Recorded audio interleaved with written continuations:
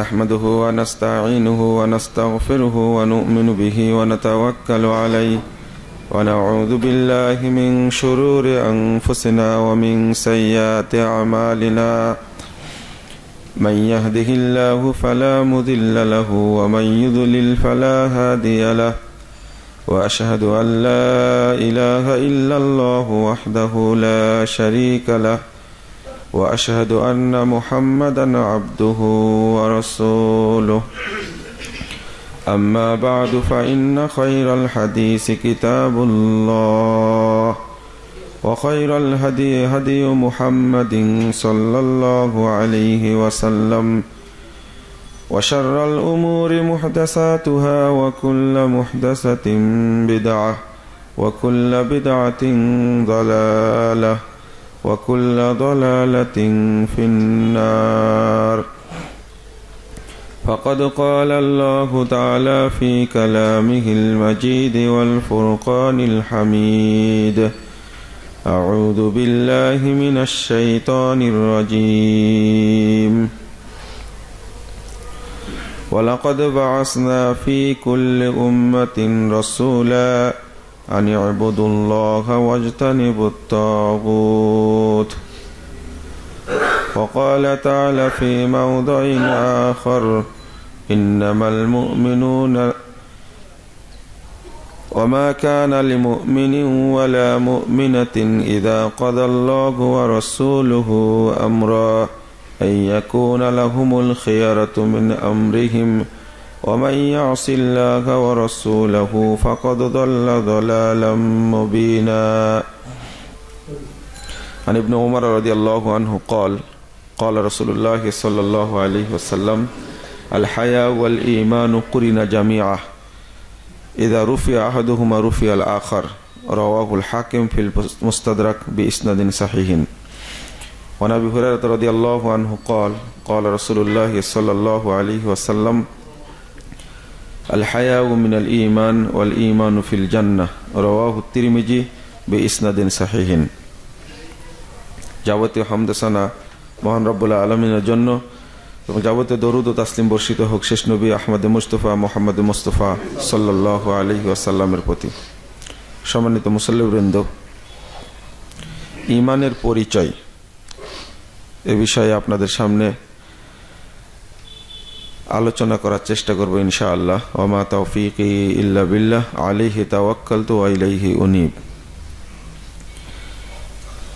আল ঈমান শব্দটা আল আমন থেকে এসেছে, যার অর্থ প্রশান্তিময়, নিরাপত্তাপূর্ণ।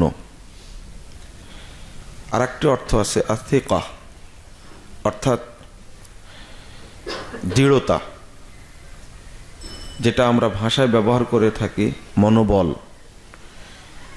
যে কাজের প্রতি যার মনোবল যত বেশি, সে কাজে ওই ব্যক্তি তত সফলতা লাভ করে। যেহেতু ঈমানের উপরই সমস্ত কাজ নির্ভরশীল, ওই কাজটার প্রতি যার দৃঢ়তা যত বেশি, একাগ্রতা যত বেশি, একনিষ্ঠতা যত বেশি, ওই কাজে ওই ব্যক্তি তত সফলতা অর্জন করে। তো একটা ঈমানের পাওয়ার, আর একটা হলো প্রসঙ্গ ঈমান কম বাড়া হয় কিনা, আর একটা হলো ঈমান হ্রাসপ্রাপ্ত হয় কি করে বা নষ্ট হয় কি করে। এই কয়েকটা বিষয় জানাটা খুবই জরুরি।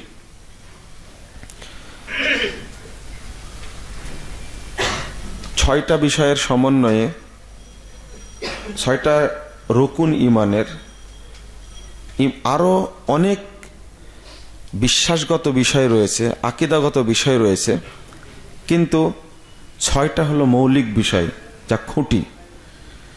রাসূল সাল্লাল্লাহু আলাইহি ওয়াসাল্লামকে প্রশ্ন করেছিলেন জিবরিল আমিন, মাল ঈমান, ঈমানটা কি?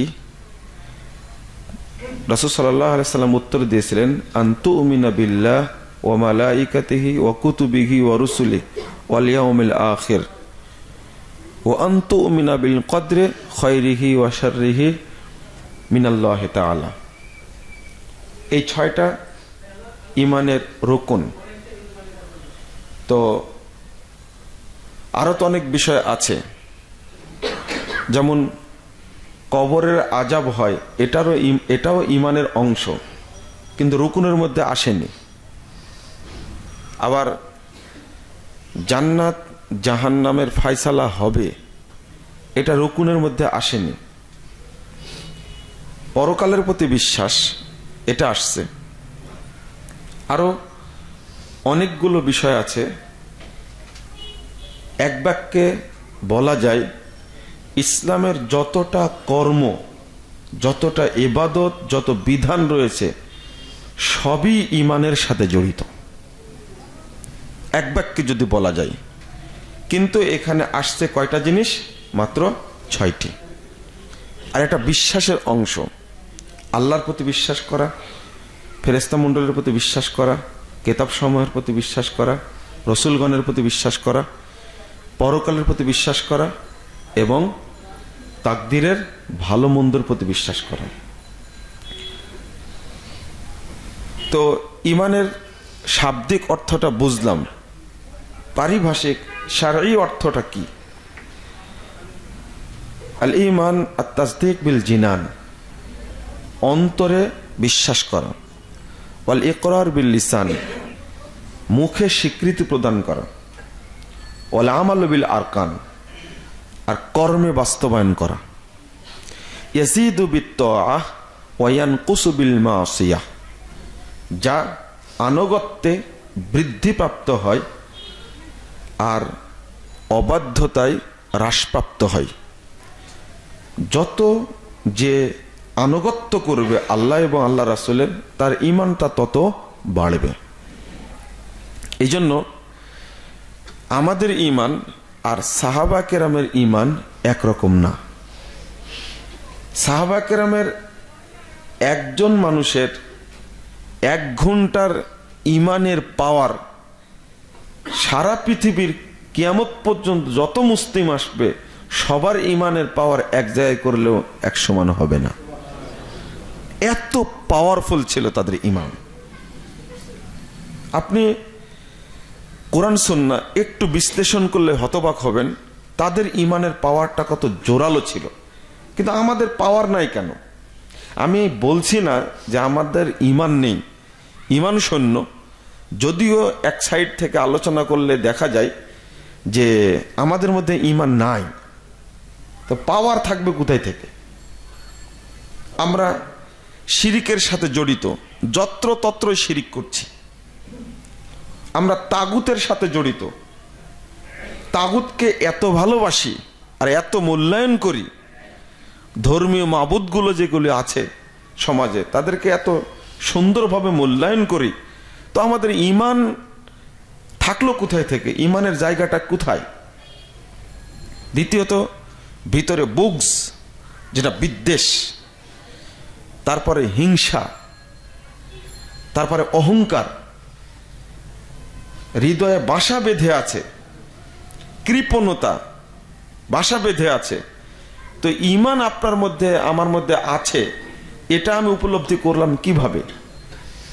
সর্বোপরি লজ্জা তো নেই, নারী হোক আর পুরুষ হোক। এখন অধিকাংশ মানুষই লজ্জাহীন, মানে ও ঈমানহীন। তো পাওয়ারের বিষয়টা চিন্তা পরে, আগে চিন্তা হলো ঈমান কতটুকু আছে আমার মধ্যে বা নেই। শুধু আল্লাহ রাব্বুল আলামিন মুসলিম উম্মাকে ছাড় দিয়েছেন একটা শর্তে, শুধু ঈমানের শর্তে ছাড় দিয়েছেন। আল্লাহ বলছেন, আল্লাযীনা আমানু ওয়া লাম ইয়ালবিসু ঈমানাহুম বিযুলমিন উলাইকা লাহুমুল আমনু ওয়া হুম মুহতাদুন। যারা ঈমান এনেছে আর ঈমানের সাথে শিরিকের মিশ্রণ ঘটায়নি, মিশ্রিত করেনি শিরিককে, তাদের জন্য এই পৃথিবীতে এবং কিয়ামতের মাঠে আল্লাহর পক্ষ থেকে নিরাপত্তা রয়েছে। শুধু একটা শর্ত করেছেন, ঈমান আনবে আর ঈমানের সাথে শিরিক মিশ্রণ করবে না। শিরিক বিভিন্নভাবে হয়ে থাকে, তো এই একটা যদি কেউ মেনে চলে তো আল্লাহ নিজেই বলছেন আমি ওকে পৃথিবীতেও নিরাপত্তা দিব, কিয়ামতের মাঠেও নিরাপত্তা দিব। আসলে তারাই হলো হেদায়েত প্রাপ্ত। একটা শর্ত করেছেন, আর ওইটাই আমরা পূরণ করতে পারছি না। আল্লাহ রাব্বুল আলামিন বলছেন ইন্নামাল মুমিনুনা আল্লাযীনা ইযা যুকিরাল্লাহ ওয়াজিলাত কুলুবুহুম ওয়া ইযা তুলিয়াত আলাইহিম আয়াতুহু যাদাতহুম ঈমানা ওয়া আলা রাব্বিহিম ইয়াতাওয়াক্কালুন। মুমিন তারাই যখন আল্লাহ রাব্বুল আলামিনের উপদেশগুলো পেশ করা হয়, ওয়াজিলাত কুলুবুহুম, তাদের অন্তরটা ভীতু সন্ত্রস্ত হয়, ভীতিতে পূর্ণ হয়ে যায়। তো আমি কোরআনের আয়াত পড়ছি নিজে বা বক্তব্য শুনছি, অন্তরটাকে একটু পানিতে ভিজে? মনে হয় না। মুমিন মানে ইন্নামাল মুমিন, আগে বাক্যের শুরুতে যদি ইন্নামা ব্যবহার হয় তাহলে বাক্যটা এত পোক্ত, এত, এই আরবিতে বলা হয় এই মাটা হলো মায়ে কাফা, মানে পরিপূর্ণ। এর চেয়ে পরিপূর্ণ আর কোনো বাক্য হয় না। তাই আল্লাহ বলছে ইন্নামাল মুমিনুনা আল্লাযীনা ইযা যুকিরাল্লাহ ওয়াজিলাত কুলুবুহুম। মুমিন তারাই যাদের কাছে আল্লাহর উপদেশ পেশ করা হলে অন্তরটা ভয়ে ভীতিতে পূর্ণ হয়ে যায়।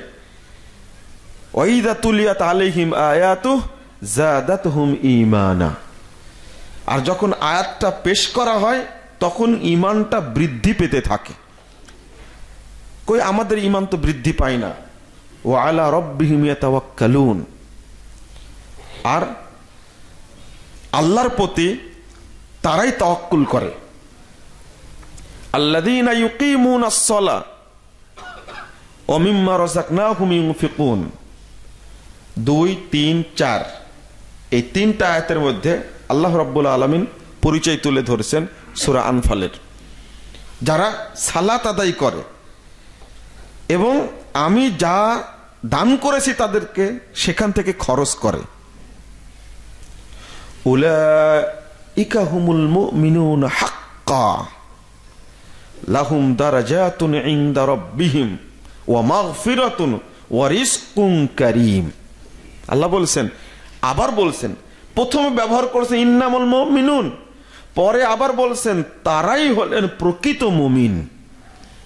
তাদের জন্য আল্লাহর কাছে অনেক মর্যাদা রয়েছে, তাদের জন্য আল্লাহর কাছে ক্ষমা রয়েছে, তাদের জন্য আল্লাহ রাব্বুল আলামিনের কাছে মানে উত্তম মর্যাদাপূর্ণ রিজিক রয়েছে। মুমিন ব্যক্তি মাত্রই আল্লাহ রাব্বুল আলামিনের কাছে যখন যাবে তখন ক্ষমা পাবে, রিজিক পাবে, সন্তুষ্টি পাবে এবং জান্নাত পাবে, পাশাপাশি আল্লাহর দিদার পেয়ে সন্তুষ্ট হবে। তাহলে কয়টা বিষয় আসলো এখানে? আল্লাহ নিজেই বলছেন দারাজাত। দারাজাত বললেই যথেষ্ট ছিল, তার অনেক মর্যাদা রয়েছে। দারাজাত শব্দটা বহু বচন, অনেক মর্যাদা। তারপরে আবার বলছেন ওয়া মাগফিরা, ক্ষমাও রয়েছে, ওয়া রিজকুন কারীম, আর আল্লাহর পক্ষ থেকে মর্যাদাপূর্ণ রিজিক রয়েছে, মানে জান্নাতে তাদের জন্য মেহমানদারি রয়েছে। আল্লাহ এক জায়গায় বলছেন ওয়া রিদওয়ানুম মিনাল্লাহি আকবার। শুধু তাই না, আল্লাহ রাব্বুল আলামিনের দিদার পেয়ে এটা হলো সবচেয়ে বড় সফলতা, আর এটাতে তারা বেশি সন্তুষ্ট হবে। এটা হলো সর্বশেষ পাওয়ার। তো এখানে দুইটা বিষয় উল্লেখ করা হয়েছে, 3-4টা বিষয় উল্লেখ করা হয়েছে। 1 নম্বর, যখন আল্লাহর উপদেশ পেশ করা হয় ওয়াজিলাত কুলুবুহুম, অন্তরটা ভীতিপূর্ণ হয়। 2, আয়াত তেলাওয়াত করা হলে তখন ঈমান বৃদ্ধি পায়। 3 নম্বর বলা হয়েছে বৈশিষ্ট্য হিসাবে, সেটা হলো তারা সালাত আদায় করে। 4 নম্বর বলা হয়েছে তারা যাকাত দান করে। তো ঈমান যদি ভিতরে না থাকে তাহলে বাড়বে কি করে? আর ঈমানের পাওয়ার আছে সেটাই বা বোঝা যাবে কি করে? এটা বোঝা যাওয়ার পথ কি, আমি বুঝবো কি করে? বন্ধুরা আমার, চলুন আমরা আগে দেখে নিই যে ঈমান নষ্ট হওয়ার পথ কি কি। 1 নম্বর পথ হলো, যদি ঈমানের সাথে শিরিকের মিশ্রণ ঘটে তাহলে ঈমানটা নষ্ট হয়ে যায়, আপনি নিজেকে মুমিন হিসাবে দাবি করতে পারবেন না। সূরা ইউসুফ 106 নম্বর আয়াতে বলছেন, ওমা ইউমিনু আকসারুহুম বিল্লাহ ইল্লা ওয়া হুম মুশরিকুন। কিন্তু এই আয়াতটা হতাশ করে ফেলে মুমিন ব্যক্তি মাত্রই। একজন তাবেঈ তিনি বলছেন, আনা বিমুমিন মা আনা বিমুমিন, আমি মুমিন না, এই আয়াতের আলোকে আমি মুমিন না। তখন তার বন্ধু বলছেন, আপনি মুমিন না, বলেন কি? না, আমি যখন এই আয়াতটা পাঠ করি তখন আমাকে মনে হয় না যে আমি একজন মুমিন। কারণ আল্লাহ বলেছেন যে তারাই প্রকৃত মুমিন, কিন্তু আমি নিজের বিশ্লেষণে মনে করি আমি আসলে মুমিন না। একজন তাবেঈ ব্যক্তি যদি বলেন, আর একটা বর্ণনা আসছে একজন সাহাবী বলছেন যে আমি মুমিন না, আয়াত পাঠ করে। কারণ আমি যখন তেলাওয়াত করি তারপর আমার অন্তরটা তো ভয়ে ভীতি হয় না। আমি তেলাওয়াত যখন করি তখন আমার ঈমান বৃদ্ধি পায় না, বৃদ্ধি পেলে আমি তো বুঝতে পারবো। তো যদি এই আয়াতটা পাঠ করি তখন হতাশ হই, ওমা ইউমিনু আকসারুহুম বিল্লাহ ইল্লা ওয়া হুম মুশরিকুন, যারা আল্লাহর প্রতি ঈমান এনেছে তাদের অধিকাংশই মুশরিক। এটাতে হতাশ হই। ঈমান আনার পরে মুমিন হবে মানুষ, তো মুশরিক হলো কি করে? মানে সরাসরি মুশরিক বলছেন যারা অন্য ধর্মের অনুসারী, তারা তো ঈমান আনার প্রশ্নই আসে না, আল্লাহর প্রতি ঈমান আনেই না। এখানে বলা হয়েছে মুসলিমদেরকেই, ওমা ইউমিনু আকসারুহুম বিল্লাহ, যারা আল্লাহর প্রতি ঈমান আনে, ঈমান এনেছে তাদের অধিকাংশই মুশরিক। তাহলে কি হিন্দুদের কথা বলা হয়েছে আয়াতে? মুশরিকদের কথা বলা হয়েছে? এখানে তো ওই ব্রাহ্মণদের তো কথা বলা হয়নি, বৌদ্ধদের কথা বলা হয়নি, খ্রিস্টানদের কথা বলা হয়নি, ইহুদিদের কথা বলা হয়নি, এ তো মুসলিমদের কথা বলা হয়েছে।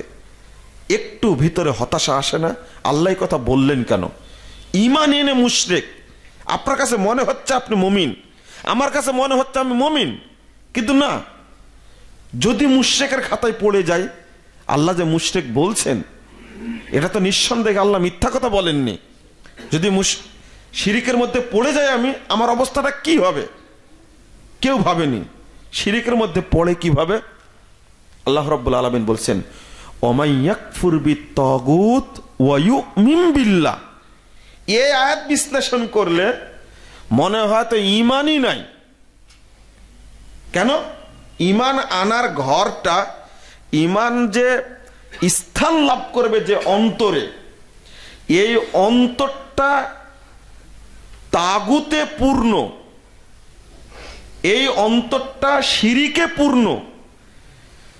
তো পূর্ণ শিরিক পূর্ণ অন্তরে ঈমান স্থান লাভ করবে কি করে, স্থান পাবে কি করে? আল্লাহ প্রথম শর্ত করেছেন 256 নম্বর আয়াত সূরা বাকারা। আল্লাহ বলছেন, ওমাই ইউমিন বিল ওমাই ইয়াকফুর বিত্তাগুত, যে ব্যক্তি তাগুতের সাথে কুফরি করবে, ওয়া ইউমিন বিল্লাহ, এবং আল্লাহর প্রতি ঈমান আনবে, ফাকাদিস্তামসাকা বিল উরওয়াতিল বুসকা, ওই ব্যক্তি কেবল আল্লাহ প্রদত্ত শক্ত ঈমানের হাতলকে ধরে ফেলল। লাং ফিসাম লাহা, যেটা কোনোদিন বিচ্ছিন্ন হবার নয়। আলহামদুলিল্লাহ, যদি কোনো ব্যক্তি তাগুতকে অস্বীকার করতে পারে, শিরিককে অস্বীকার করতে পারে, তাহলে ওই ব্যক্তি কেবল ঈমানদার, ঈমান গ্রহণ করলো। আগে নাকচ করতে হবে, আগে বোতলের মদটা ঢেলে ফেলতে হবে, ওইটাকে পরিষ্কার করতে হবে। ওই বোতলে যদি বিষ ঢুকানো থাকে, বিষটাকে ফেলে দিতে হবে, পরিষ্কার করতে হবে। তারপরে মধু যদি দেওয়া হয়, তবে ওই মধু খেলে আপনার উপকারে আসবে। কিন্তু আগে থেকেই ভর্তি হয়ে আছে মদে, বিষে ভর্তি হয়ে আছে, তো ওখানে মধু স্থান লাভ করবে কি করে? আল্লাহ শর্ত করছেন আগে ওটা পরিষ্কার করো, অন্তরটা পরিষ্কার করো। 52 নম্বর হাদিস সহিহ বুখারীর মধ্যে আসছে, আলা ওয়া ইন্না ফিল জাসাদে মুজগা, সাবধান, তোমার অন্তরের মধ্যে একটা টুকরা আছে। ফাইজা সলাহাত সলাহাল জাসাদু কুল্লু, ওই টুকরাটা যদি ভালো থাকে, সুস্থ থাকে, তোমার পুরো শরীরটাই সুস্থ থাকবে। ওয়াইদা ফাসাদাত ফাসাদাল জাসাদু কুল্লু, আর যদি সেই টুকরাটা খারাপ থাকে, পুরো শরীরটাই তোমার খারাপ থাকবে। চোখ দেখলে খারাপ জিনিস দেখতে চাইবে, চোখে খারাপ জিনিস দেখতে চাইবে, ভালো জিনিস দেখতে চাইবে না। অন্তরটা খারাপ থাকলে, আর অন্তরটা ভালো থাকলে চোখটা ভালোর দিকে যাবে, পাটা ভালোর দিকে যাবে, অন্তরের ভাবনাটা ভালোর দিকে যাবে। কিন্তু অন্তরটা যদি কুটিলতায় পরিপূর্ণ হয়, তাহলে আপনার হাত খারাপ কাজ করবে, আপনার মুখ খারাপ কাজ করবে, মুখ দিয়ে যা বলবেন মিথ্যা বলবেন, মুখ দিয়ে যা বলবেন প্রতারণা, মুখ দিয়ে যা বলবেন তা নিফাকি, মুখ দিয়ে যা খাবেন হারাম খাবেন, কান দিয়ে যা শুনবেন খারাপ শুনবেন। আর যদি অন্তরটা ভালো থাকে, কান ভালো শুনবে, চোখ ভালো দেখবে, চিন্তা করবেন ব্রেন দিয়ে, চিন্তাটা আপনার ভালো হবে। আল্লাহ বলছেন, আল্লাহ রাসূল সাল্লাল্লাহু আলাইহি ওয়াসাল্লাম বলছেন, আলা ওয়াহিয়াল কলব, সাবধান, সেটাই হলো অন্তর। অন্তরটাকে আগে নিয়ন্ত্রণ করো। আল্লাহ রাব্বুল আলামিন বলছেন 165 নম্বর আয়াত সূরা বাকারা, ওয়া মিনান নাসি মান ইয়াত্তাখিযু মিন দুনিল্লাহি আনদাদা ইউহিব্বুনাহুম কাহুব্বিল্লাহ, মানুষের মধ্যে বহু লোক রয়েছে যারা শরীককে ভালোবাসে। কাহুব্বিল্লাহ, আল্লাহকে ভালোবাসার নেই। আপনাদের আগেই বলেছি যে আমরা অনেক শিরিক থেকে মুক্ত থাকতে পারলেও, মাজার পূজার শিরিক থেকে মুক্ত থাকতে পারলেও, কবর পূজার শিরিক থেকে মুক্ত থাকতে পারলেও, খানকা পূজার, মানুষ পূজা, গাছ পূজা, পাথর পূজা, কুমির পূজা, কচ্ছপ পূজা, মাছ পূজা, এইগুলো থেকে নিজেকে মুক্ত রাখতে পারলেও আমরা কিন্তু তাগুতের পূজা থেকে নিজেকে মুক্ত রাখতে পারিনি। ইউহিব্বুনাহুম কাহুব্বিল্লাহ, আপনি ধর্মীয় বা রাজনৈতিক মাবুদকে পছন্দ করেন, ভালোবাসেন, আপনি আশ্চর্য হবেন, আল্লাহর চেয়ে যদি আপনি আল্লাহকে বেশি ভালোবাসতেন, তাহলে ওই পীরকে ভালোবাসাটা না দিয়ে আল্লাহকে ভালোবাসা দিতে পারতেন। কিন্তু ভালোবাসার কার প্রতি বেশি? পীরের প্রতি বেশি, মাজারের প্রতি বেশি, মসজিদের প্রতি ভালোবাসা নাই। প্রত্যেক ধনী ব্যক্তি কোনো না কোনো পীরের মুরিদ হয়ে আছে, আর বাৎসরিক ঔরুসে একটা বড় অঙ্কের টাকা সেখানে দেয়। এক ছোট্ট একটা মাজার, সেই মাজারের দান বাক্স খুলে সেখান থেকে দেখা গেছে প্রায় 2 কোটি টাকা হয়েছে এই 2 দিনের ঔরুসে। পত্রিকায় আসছে, আমরা পড়েছি, আশ্চর্য হয়েছি, এত টাকা মানুষ সেখানে দান করে। তো কারা দান করেছে? যাদের টাকা আছে তারাই দান করেছে। কেউ 30টা গরু দিয়ে দিচ্ছে, কেউ 50টা গরু দিয়ে দিচ্ছে, এইভাবে দিচ্ছে। কোন জায়গায়? মাজারে। অথচ তার বাড়ির পাশেই হয়তো বা একজন মিসকিন মানুষ আছে, সে খেতে পায় না। তার বাড়ির পাশে একটা মসজিদ আছে, সেই মসজিদের ছাদ হয়নি। এতিমখানা আছে, এতিমরা খেতে পায়নি, কিন্তু সেখানে দিচ্ছে যেটা মরা মানুষকে লক্ষ্য করে কতদিন, কত বছর, কত শত বছর আগে মারা গেছে, আর সেখান থেকে সন্তুষ্ট লাভের জন্য সেখানে কোটি কোটি টাকা ঢালছে। তো মোহাব্বতটা আল্লাহর প্রতি বেশি না ওই মরা মাবুদের প্রতি বেশি? তো মরা মাবুদের প্রতি বেশি। ইউহিব্বুনাহুম কাহুব্বিল্লাহ, আল্লাহ বলছেন যে ওরা ভালোবাসে তাদেরকে, এই ধর্মীয় মাবুদদেরকে ভালোবাসে আল্লাহকে ভালোবাসার মতন।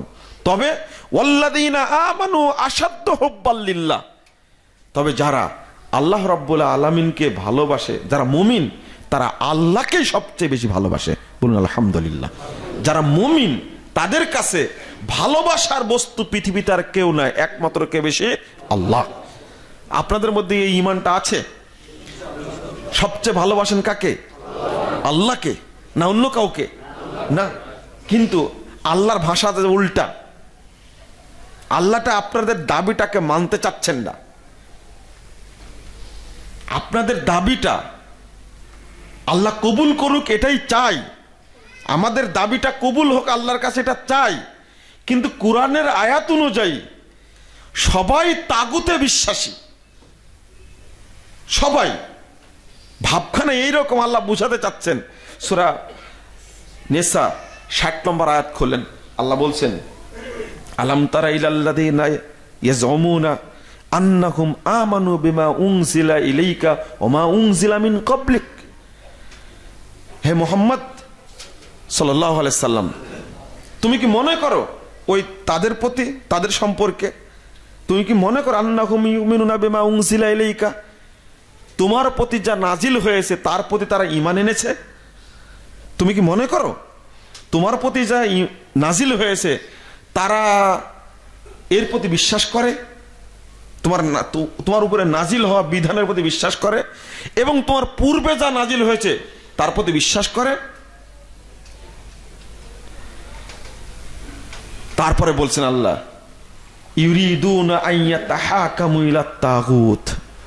মুহাম্মদ তুমি জানো না, তারা মূলত তাগুতের কাছ থেকে বিধান কামনা করে, সমাধান কামনা করে। ওয়াকাদ উমিরু আইয়াকফুরু বিহি, অথচ তাদেরকে নির্দেশ দেওয়া হয়েছে তারা যেন তাগুতের সাথে কুফরি করে। আগের একটা বললাম না, ওমাইয়াকফুর বিত্তাগুত ওয়া ইউমিন বিল্লাহ, তাহলে আল্লাহ নির্দেশ দিয়েছেন তাগুতের পূজা থেকে বিরত থাকতে।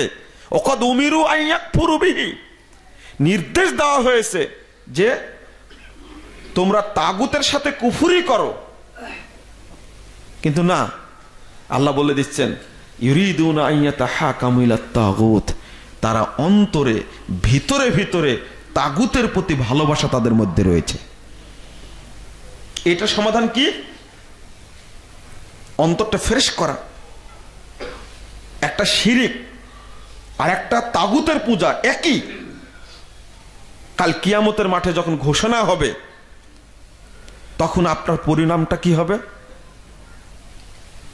আসলে এই জিনিসটাই বুঝিয়েছিলেন মুহাম্মদ বিন আব্দুল ওয়াহাব রাহিমাহুল্লাহ তাআলা। সৌদি আরবের মানুষ, সৌদ তার হাতেই বায়াত করেছিলেন এই মর্মে। এবার রিয়াদের পুরাতন জাদুঘরে গিয়ে দেখলাম যে মোহাম্মদ বিন সৌদের সাথে ইমাম মোহাম্মদ বিন আব্দুল ওয়াহাবের যে চুক্তিটা হয়েছিল জাদুঘরে লিখে রাখা আছে খুব সুন্দর করে। এত চমৎকার কয়েকটা কথার উপরে বায়াত করেছিলেন এই বড় একজন আলেম, তাকে শেখ বলা হয়, মোহাম্মদ বিন আব্দুল ওয়াহাব। তো কোরআন এবং সুন্নাহকে যদি মেনে নেওয়া হয়, তিনি এই কথাটাই বলেছিলেন, আমি তোমাকে বলছি কোরআন এবং সুন্নাহর বিধান প্রতিষ্ঠা করো, আল্লাহ রাব্বুল আলামিন তোমারকে জিম্মায় নিয়ে নেবেন। এই কথাটাই তিনি হাত বাড়িয়ে দিয়েছিলেন। আচ্ছা ঠিক আছে, যদি এটাই হয়, যদি আমি কোরআন সুন্নাহর বিধানকে মেনে নিই আর আল্লাহ যদি আমাকে তার জিম্মায় নিয়ে নেন, তাহলে তার কোনো বিষয় ঘাটতি থাকে না, অর্থাৎ তাই হোক। শুধু এই একটা কথার উপরে মোহাম্মদ বিন আব্দুল ওয়াহাবের হাতে বায়াত করেছিলেন শাসক। আলহামদুলিল্লাহ, এখনো কোরআন এবং সুন্নাহ হলো তাদের সংবিধান। আলহামদুলিল্লাহ, এটা আল্লাহর শুকরিয়া। আলহামদুলিল্লাহ, তার একটা ছোট্ট বই আল উসুলুস সালাসা, 3টি মূলনীতি, তার মধ্যে তিনি এই ছোট্ট কথাটা আগে বুঝাতে চেয়েছেন। সেটা কি? একজন মানুষের জন্য করণীয় মৌলিক 3টা বিষয়। এক, আল্লাহকে রব হিসেবে গ্রহণ করা, আল্লাহর দ্বীনকে গ্রহণ করা, মুহাম্মদ সাল্লাল্লাহু আলাইহি ওয়াসাল্লামের আনুগত্য করা। এই 3টা বিষয় মৌলিক। তো 3টা মৌলিক বিষয়ের মধ্যেই তাগুত ঢুকে আছে আমাদের মধ্যে। আল্লাহর ক্ষেত্রে তাগুতকে মেনে নিয়েছে, দ্বীনের ক্ষেত্রে তাগুতকে মেনে নিয়েছে, এবং রাসূল মুহাম্মদ সাল্লাল্লাহু আলাইহি ওয়াসাল্লামকে একমাত্র অনুসরণ করতে হবে, সেই ক্ষেত্রেও আমরা রাসূলকে বাদ দিয়ে তাগুতকে ধরেছি। কাল কিয়ামতের মাঠে মুহাম্মদ রাসূলুল্লাহ সাল্লাল্লাহু আলাইহি ওয়াসাল্লাম বলছেন, আল্লাহ ঘোষণা করবেন, ইয়াউমা ইয়াজমুন নাস, সহিহ মুসলিমের হাদিস 100 নম্বর পৃষ্ঠায় আসছে, ঘোষণা দিয়ে বলবেন, আল্লাহ বলবেন, ইয়া আইয়ুহান নাস মান কানা ইয়াবুদু শাইয়ান ফালইয়াত্তাবি। যারা দুনিয়াতে যার পূজা করেছো, যার অনুসরণ করেছো, যার আনুগত্য করেছো, সে তার অনুসরণ করো। আল্লাহ রাসূল সাল্লাল্লাহু আলাইহি ওয়াসাল্লাম বলছেন, ফায়াত্তাবিউ মান কানা ইয়াবুদু শামসা শামসা ওয়া মান কানা ইয়াবুদুল কমারাল কমারা ওয়া মান কানা ইয়াবুদুল আসনামাল আসনামা ওয়া মান কানা ইয়াবুদুত তাগীতা তাগীত। যারা সূর্যের পূজা করেছে, সূর্যকে আল্লাহ জাহান্নামে দিয়ে বলবেন, যাও তোমরা, তোমার নেতা চলে গেছে জাহান্নামে, তোমরা কেন? তোমরাও তার সাথে যাও। চন্দ্রকে আল্লাহ জাহান্নামে নিক্ষেপ করে বলবেন, যারা চন্দ্রের পূজা করেছো যাও, তারা জাহান্নামে গেছে, চন্দ্র জাহান্নামে গেছে, তোমরাও যাও। যারা ছবি মূর্তির পূজা করেছো, যারা মূর্তির পূজা করেছো, মূর্তিগুলো জাহান্নামে চলে গেছে, তোমরা দাঁড়িয়ে আছে কেন? তোমরাও যাও। শেষ ঘোষণা, যারা তাগুতের পূজা করেছো যাও, ধর্মীয় মাবুদের পূজা করেছো, আল্লাহকে মাবুদ না মনে করে তাগুতের পূজা করেছো, যাও। তাগুতরা জাহান্নামে গেছে, তোমরা কেন দাঁড়া আছো? এক শ্রেণীর মানুষ থাকবে যারা কেবল আল্লাহ রাব্বুল আলামিনের পূজা করেছে। আল্লাহ আসবেন অন্য রূপে, এসে বলবেন, আনা রব্বুকুম, আমি তোমাদের রব। তখন মুমিনরা বলবেন, লা, আমাদের রব আপনি না। আল্লাহকে ফিরিয়ে দিবেন। পরবর্তীতে আল্লাহ রাব্বুল আলামিন তার নিজ সূরাতে আসবেন, তখন মুমিনরা বলবে, আনতা রব্বুনা, আপনি হলেন আমাদের রব। আল্লাহর নির্দেশে মুহাম্মাদের উম্মত মুহাম্মদ সাল্লাল্লাহু আলাইহি সাল্লামের সাথে একসঙ্গে জান্নাতে যাওয়ার সুযোগ পাবে। তিনি আমাদের ইমাম, আর কেউ ইমাম নেই। কোনো পীর না, কোনো ফকির না, কোনো দার্শনিক না, কোনো বৈজ্ঞানিক না, কোনো পণ্ডিত না, কোনো মুফাসসির না, কোনো ফকি না, কোনো বক্তা না, কোনো খতিব না, কোনো নেতা না। একমাত্র নেতা, একমাত্র ইমাম, একমাত্র ব্যক্তি অনুসরণীয়, তিনি হলেন মুহাম্মদুর রাসূলুল্লাহ সাল্লাল্লাহু আলাইহি ওয়াসাল্লাম। আল্লাহ বলছেন সূরা জুমার 17 নম্বর আয়াত, ওয়াল্লাযীনা ইসতানাবুত তাগুত আন ইয়াবুদুহা। সব যদি ভুলে যান, এই আয়াতটা মনে রাখবেন, শুধু এটার প্রতি আপনি আমল করুন। যারা তাগুতকে বর্জন করেছে এই মর্মে যে আইয়াকফুরু বিহা, তার সাথে কুফরি করবে, এই মর্মে প্রতিজ্ঞা করেছে। তাগুতকে বর্জন করবে এই মর্মে, তার ইবাদত করবে না মর্মে বর্জন করেছে তাগুতকে। আল্লাহ বলছেন, ফাবাশশির লাহুমুল বুশরা ফাবাশশির ইবাদ, তাদের জন্য রয়েছে জান্নাতের সুসংবাদ। হে মুহাম্মদ, তুমি তাদেরকে জান্নাতের সুসংবাদ দান করো। একটা শর্ত, ওইদিকে একটা শিরিকের কথা বলতে গিয়ে আল্লাহ রাব্বুল আলামিন বলে দিলেন একটা শর্ত, এখানেও একটা শর্ত বললেন। শুধু তাগুতকে অস্বীকার করার জন্য যদি ও মনে করে আমি প্রতিজ্ঞাবদ্ধ, আমি তাগুতকে মেনে নিব না, প্রতিজ্ঞাবদ্ধ যদি হয়, তবে লাহুমুল বুশরা, তাদের জন্য রয়েছে জান্নাতের সুসংবাদ। ফাবাশশির ইবাদ, হে মোহাম্মদ তুমি আমার বান্দাদেরকে জান্নাতের সুসংবাদ দিয়ে দাও। আলহামদুলিল্লাহ। তবে আমাদের আরো কয়েকটা বিষয়, এক নম্বর হলো, কয়েকটা বিষয়ের মধ্যে এক নম্বর, অন্তরকে হাসাদ থেকে মুক্ত রাখতে হবে। তবে আমার অন্তরে ঈমান একত্রিত হবে। আল্লাহ বলছেন লা ইয়াজতামিউ ফি কলবি আবদিন আল ঈমান ওয়াল হাসাদ। কোন বান্দার অন্তরে দুইটা জিনিস একত্রিত হয় না, ঈমান এবং হিংসা এক জায়গায় হয় না। যার ঈমানে, যার হৃদয়ে ঈমান আছে তার হৃদয়ে হিংসা নেই, যার হৃদয়ে হিংসা আছে তার হৃদয়ে ঈমান নেই। এটা অবশ্যই মনে করতে হবে। আর একটা কি? আল ঈমান ওয়াশ শুহা। একটা হলো ঈমান আর একটা হলো কৃপণতা। যার হৃদয়ে কৃপণতা আছে তার হৃদয়ে ঈমান নেই, যার অন্তরে ঈমান আছে তার অন্তরে কৃপণতা নেই। তাহলে আমাকে শিরিক মুক্ত থাকতে হবে, তাগুত মুক্ত থাকতে হবে, হাসাদ হিংসা মুক্ত থাকতে হবে, কৃপণতা হতে মুক্ত থাকতে হবে। আরেকটা হলো সংকীর্ণতা থেকে মুক্ত থাকতে হবে। আমি ঈমানের পাওয়ারটা বোঝাতে পারলাম না। আরেকটা হলো কি, সংকীর্ণতা থেকে মুক্ত থাকতে হবে। আপনার অন্তরে যেহেতু লা ইলাহা ইল্লাল্লাহ আছে, আপনার অন্তরটা আসমান, 7টি আসমান 7টা জমিন যদি এক জায়গায় করা হয় যত বড় হবে আপনার অন্তরটা তার চেয়েও বড়। কারণ আপনার অন্তরে কি আছে? লা ইলাহা ইল্লাল্লাহ আছে। এর চেয়ে বড়, এর চেয়ে ভারী, এর চেয়ে ওজনের আর কোনো বিধান, আর কোনো জিনিস আল্লাহ সৃষ্টি করেননি। আল্লাহু আকবার।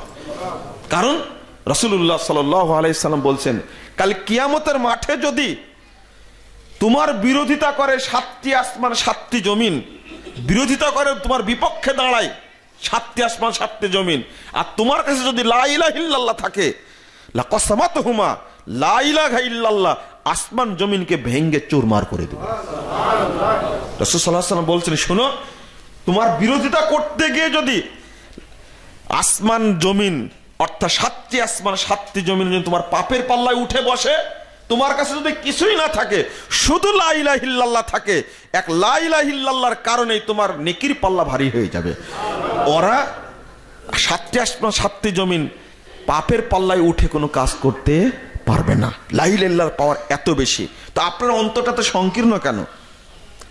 পিঁপড়ার চেয়েও সংকীর্ণ আপনার অন্তরটা। হাতিকে যদি পিঁপড়া কামড়ায়, 100 পিঁপড়া কামড়ায়, হাতি কিছু মনে করবে? ও কিছু ভাববে না আমাকে কিসে কামড়াচ্ছে, ও জানতেই পারবে না। গন্ডারকে যদি একটা কামড় দেয়, গন্ডার কি মনে করবে? পিঁপড়ার কামড়ে গন্ডারের কিছু হবে? সারাদিন কামড়ায় কিছু হবে? আপনার অন্তরটা এত বড় থাকা লাগবে। আল্লাহ রাসূল সাল্লাল্লাহু আলাইহি ওয়াসাল্লাম বলছেন, আল ঈমান আস-সাবরু ওয়াস-সামাহা। ঈমানের অপর নাম হলো ধৈর্য এবং উদারতা। অন্তরটাকে বড় রাখা লাগবে, তবেই ঈমান সেখানে ঠাঁই পাবে। একটু বুঝেন পাওয়ার, সংক্ষেপে ঈমানের পাওয়ারটা আপনি বুঝেন কি করে? বিদ্যুতের ভোল্ট, যে বিদ্যুতের যে পাওয়ার, অনেক রকমের পাওয়ার সেট করা আছে অনেক মেশিনের জন্য।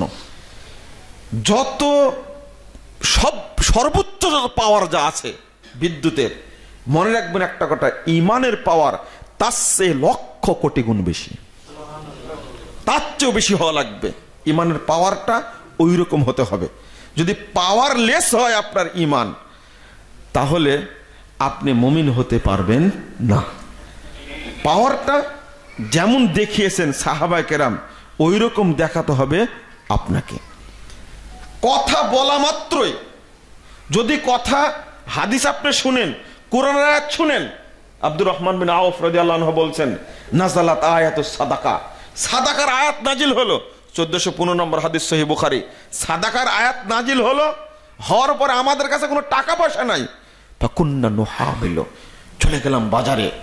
পর সবাই শুনেছে কিন্তু কারো কাছে টাকা নেই, কিন্তু আয়াত যেহেতু নাজিল হয়েছে, বাস্তবায়ন করবে কি করে? সঙ্গে সঙ্গে বাজারে চলে গেছে। রাত্রিতে তারা কুলিগিরি করে বোঝা টেনে টেনে যে অর্থটা হয়েছে পরের দিন রাসূল সাল্লাল্লাহু আলাইহি ওয়াসাল্লামের কাছে সবাই জমা দিচ্ছে এই আয়াত নাজিল হওয়ার কারণে। এটা হলো পাওয়ার। সঙ্গে সঙ্গে আল্লাহ আয়াত নাজিল করে লান তানালুল বিররা হাত্তা তুনফিকু মিম্মা তুহিব্বুন।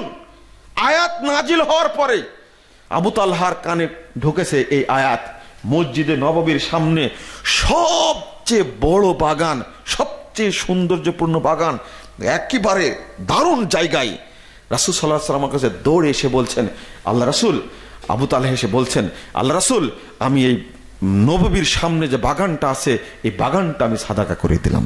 আল্লাহ রাসূল বলছেন, না না না, তুমি এতগুলো দিতে হবে না তোমাকে। বলছেন, না আমি সবই দিয়ে দিলাম। আল্লাহ রাসূল বলছেন, না 3 ভাগের 1 ভাগ দাও। না তা না, আমি সবই দিয়ে দিলাম।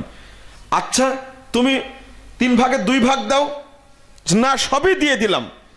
আল্লাহ রাসূল তাকে বলছেন যে তুমি সব দিও না, কিন্তু আয়াতটা তার উপরে এত প্রভাব বিস্তার করেছে, এত প্রভাব বিস্তার করেছে, বলছেন না আমার সবচেয়ে প্রিয় জিনিস হলো এই বাগান, আল্লাহ প্রিয়টাই দিতে বলেছেন, অতএব আমার যা আছে সেগুলো দিয়ে চলবে, আমি বাগানটা দিয়ে দিলাম। এটা হলো পাওয়ার। শুধু এটা রাসূলুল্লাহ সাল্লাল্লাহু আলাইহি ওয়াসাল্লাম উহুদ যুদ্ধের দিনে বলছেন যে ইন্নী ওয়াজাদতু রায়হাতাল জান্নাহ মিন ওয়ারাই উহুদ, আমি উহুদ পাহাড়ের সাইড থেকে সুগন্ধি পাচ্ছি জান্নাতের। তখন মুসাব বিন উমাইরের ভাই বলছেন, মুশরিক মানুষ, কি জান্নাতে সুগন্ধি পাচ্ছেন? জি। আমি কি ইসলাম গ্রহণ করে জান্নাতে যেতে পারবো? আল্লাহ রাসূল বললেন, হ্যাঁ তুমি ইসলাম গ্রহণ করলেই জান্নাতে যেতে পারবে। রাসূল সাল্লাল্লাহু আলাইহি ওয়াসাল্লাম কথা বলা মাত্রই কালেমা শাহাদাত পড়ে নিয়ে খেজুর খাচ্ছিলেন। হাতে কিছু খেজুর আছে, খেজুরের পাক দিয়ে ফেলে দিলেন। দেওয়া মাত্রই মুখের খেজুর চিবাতে দেরি হচ্ছে, ওই মুখ থেকে ফেলে দিলেন। যুদ্ধে শরীক হতেই শাহাদাত বরণ করলেন। রাসূলুল্লাহ সাল্লাল্লাহু আলাইহি ওয়াসাল্লাম বলছেন, আমিলা কলিলা উজিরা কাসীরা, কামুল করেছে একবারেই কম, কিন্তু এত নেকি পেয়েছে। ওই যে জান্নাতে সুসংবাদের কথা শুনেছে, ঈমান ভিতরে তৈরি হয়েছে, ইসলাম গ্রহণ করা মাত্রই জান্নাতে চলে গেছে। একে চিন্তা করা যায় ঈমানের পাওয়ারটা কত। আল্লাহ রাসূল সাল্লাল্লাহু আলাইহি ওয়াসাল্লাম বলছেন যে ইয়াদখুলুনাল জান্নাহ, ৭০,০০০ মানুষ বিগয়রে হিসাবিন ওয়া আযাব, কোনো আযাব ছাড়াই, হিসাব ছাড়াই ৭০,০০০ মানুষ জান্নাতে চলে যাবে। রাসূল সাল্লাল্লাহু আলাইহি ওয়াসাল্লাম এই কথা বলা মাত্রই উক্কাশা সাহাবী বলছেন, ইয়া রাসূলুল্লাহ, আমার জন্য দোয়া করুন, উদুল্লাহ, আল্লাহর কাছে বলেন, আইয়াজআলানি মিনহুম, আল্লাহ যেন তাদের মধ্যে অন্তর্ভুক্ত করেন। তখন আল্লাহ রাসূল বলেছেন, আনতা মিনহুম, উক্কাশা তুমি তাদের অন্তর্ভুক্ত হয়ে গেছো। এই কথা বলা মাত্রই আরেকজন সাহাবী বলছেন, আল্লাহ রাসূল আমার জন্য দোয়া করুন। তখন আল্লাহ রাসূল বলছেন, সাবাকা উক্কাশা, না আর হবে না, উক্কাশা তোমার অগ্রগামী হয়ে গেছে। এটা পাওয়ার। আমি বুঝাচ্ছি যে যখনই কোরআন সুন্নাহর বাণী আপনি শুনলেন, তো ঈমানের পাওয়ার যে যেন এমনটা হয়, সঙ্গে সঙ্গে সেটা কাজ করবে, সঙ্গে সঙ্গে ধরবে। আবু হুরায়রা রাদিয়াল্লাহু আনহু বলছেন, আল্লাহ রাসূল, আমি তো হাদিস মুখস্থ রাখতে চাই, কিন্তু ভুলে যাই কেন? দেখেন তাদের মধ্যে ঈমানের স্বাদ কত ছিল। আমি তো মনে রাখতে চাই, তো ভুলে যাই কেন? রাসূলুল্লাহ সাল্লাল্লাহু আলাইহি সাল্লাম বলছেন, তোমার চাদরটা ধরো তো। চাদর ধরে ফু দিয়ে দিলেন, কোন হাদিসে আসছে থুক দিয়ে দিলেন, থুতু না থুক দিয়ে দিলেন, এবার গায়ে দাও তুমি চাদরটা। চাদরটা গায়ে দেওয়ার পর থেকে যত হাদিস শুনেছে জীবনে কোনোদিন আবু হুরায়রা ভুলে যায়নি। এটা হলো পাওয়ার। আপনাকে এই বিশ্বাসগুলো করতে হবে। আমি আরেকটা বলতে চাইছিলাম, ঈমানের স্বাদ। একটা তো বললাম পাওয়ার, যদি থাকে আপনার ভিতরে, ঈমানের পাওয়ার যদি থাকে, যে কোনো হাদিস আপনার চোখের সামনে আসলেই আপনার মনে হবে যে আমি কিভাবে বাঁচবো, কিভাবে পথ অবলম্বন করব, আপনার কাছে মনে হবে। আপনি দুইটা জিনিস ভাবেন, ইন্নাস সামআ ওয়াল বাসারা ওয়াল ফুআদা কুল্লু উলাইকা কানা আনহু মাসউলা, সূরা বানী ইসরাঈল ৩৬ নম্বর আয়াত। আল্লাহ বলছেন, কাল কিয়ামতের মাঠে জিজ্ঞাসিত হবে চোখ, কান, অন্তর, প্রত্যেকে জিজ্ঞেস করা হবে। ৬৫ নম্বর আয়াত সূরা ইয়াসিনের মধ্যে আসছে, আল ইয়াউমা নাখতিমু আলা আফওয়াহিহিম ওয়া তুকাল্লিমুনা আইদিহিম ওয়া তাশহাদু আরজুলুহুম, আমি মুখে মোহর মেরে দিব, কথা বলবে হাত, আর কথা বলবে হাত, আর পা বলবে সাক্ষী দিবে, পা বলবে যে ঠিকই বলেছে। হাত কথা বলবে, পা সাক্ষী দিবে। তাহলে আর কোরআনের আয়াতের মধ্যে আসছে সূরা ফুসসিলাতের 19 এবং 20 নম্বর আয়াতে আল্লাহ রাব্বুল আলামিন সেখানে বলছেন তাদের চামড়াও সাক্ষী দিবে। চামড়াকে বলবে তুমি আমার বিরুদ্ধে সাক্ষী দিলে কেন? ওই লোকটা তখন বলবে তুমি বিরুদ্ধে সাক্ষী দিলে কেন? মানে অন্তরে আপনার কি আছে একটু ভয় করেন। আপনি বলছেন আমি একবারে হক কথা বলছি, এটা মুখের কথা, কিন্তু ভিতরটা কি? ভিতরটা কি? একবারে প্রতারণায় পরিপূর্ণ। কিন্তু আপনি মুখে বলছেন ভালো কথা, কাল কিয়ামতের মাঠে মুখটা বন্ধ থাকবে, অন্তর বলে দিবে আপনার অন্তরে কি কি ছিল।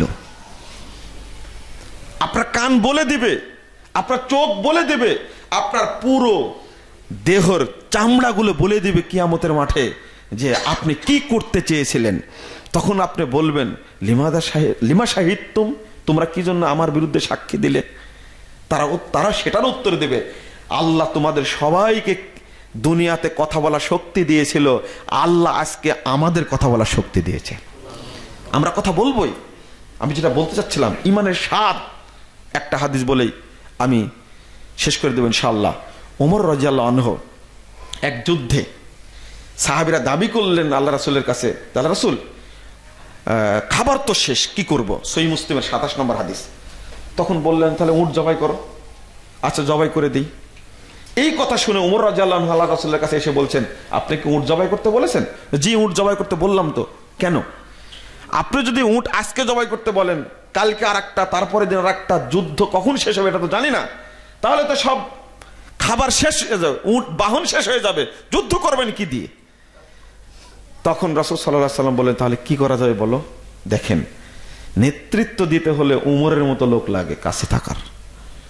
এই চাটুকার, চামচা, মুটাহুস, ধান্দাবাজ লোক যদি আপনার পিছনে থাকে তাহলে নেতৃত্ব আপনি দিতে পারবেন না।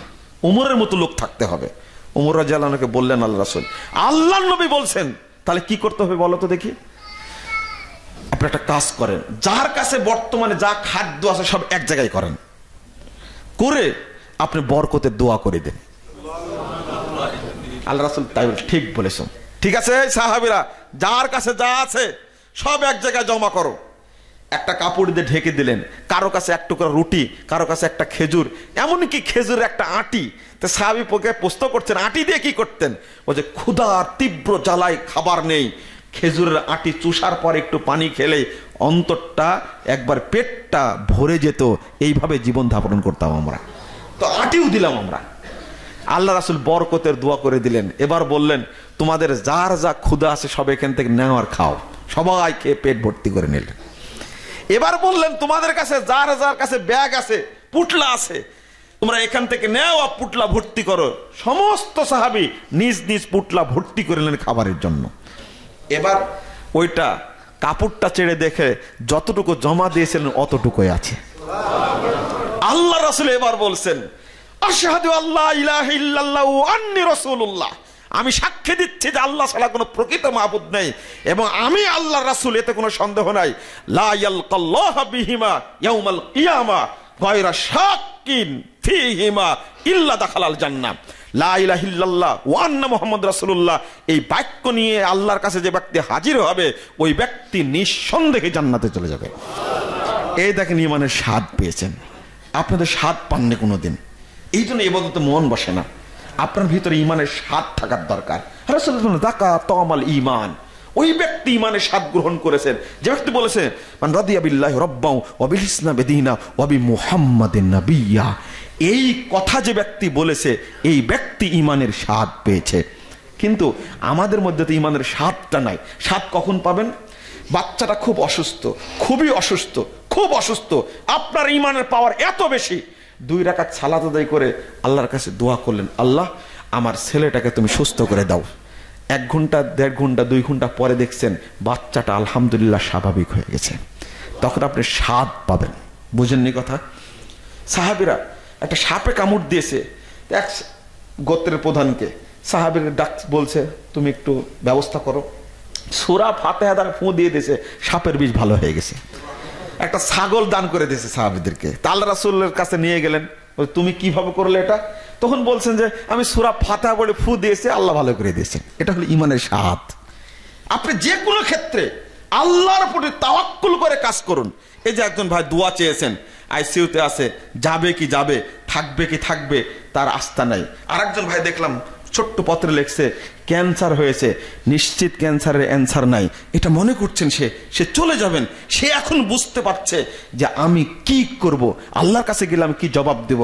ঈমানের স্বাদটা সে উপলব্ধি যদি করতে পারে তাহলে মৃত্যুর জন্য প্রস্তুত থাকবে। আর যদি ঈমানের স্বাদ উপলব্ধি না করতে পারে, তার অন্তরটা শয়তানের মধ্যে দৌড়াদৌড়ি করবে। ঈমানের স্বাদ পেতে হবে, ঈমানটাকে গাঢ় রাখতে হবে। যে কোনো কাজের ক্ষেত্রে আপনি চেষ্টা করুন ঈমানের স্বাদটা উপলব্ধি করার। আল্লাহ রাব্বুল আলামিন আমাদের তৌফিক দান করুন। আল্লাহুম্মা আমিন। আকুলু কাওলি হাদা আস্তাগফিরুল্লাহ লি ওয়া লাকুম ওয়া লিসাইরিল মুসলিমিন।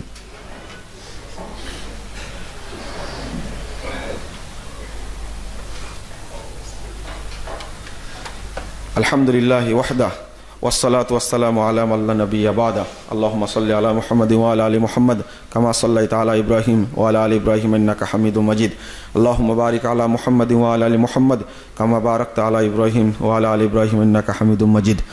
বন্ধুরা আমার, যে দুই ভাই আপনাদের সাথের মুসল্লি এখানে সালাত আদায় করে, একজন ক্যান্সারে আক্রান্ত, একজন আইসিইউতে আছে, আমরা তার জন্য দোয়া করি আল্লাহ যেন তাকে শেফায়ে কামিলা দান করেন। আল্লাহুম্মা আমিন। আল্লাহ যেন তাদেরকে মাফ করে দেন। আল্লাহুম্মা আমিন। তিনি দোয়া চেয়েছেন, কথাটা এত পরিষ্কার যে আল্লাহ যেন আমাকে না ধরেন, মুক্ত করে দেন। ক্যান্সার যেহেতু হয়ে গেছে, আর বাঁচবে না, নিশ্চিত হয়ে গেছে যে আমার আর বাঁচার কোনো পথ নাই, একসময় চলে যেতে হবে। আশা ছিল বেশি দিন বাঁচবো, আর বাঁচতে পারবে না। আল্লাহ রাব্বুল আলামিন তাকে যেন সমস্ত বিপদ আপদ থেকে মুক্ত করে দেন। আল্লাহুম্মা আমিন।